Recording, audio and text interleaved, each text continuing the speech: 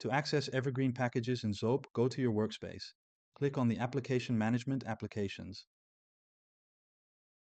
Now you can search for Evergreen packages in the right corner and see all available Evergreen packages. Click on Details to download a package, delete it, or check the details of the package. Here you will get all the information about the status, where it's installed, if it's assigned to a group, and so on. Also, all central logging information can be found here. If you would like to assign a group or an application to a group, go to Groups. We have prepared an Evergreen group for you with 41 packages assigned there.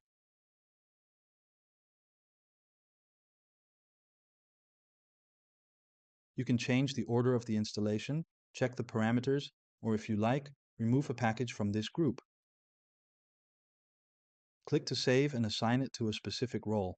That's how you can access Evergreen packages or upload Evergreen PS ADT packages in your Zope account.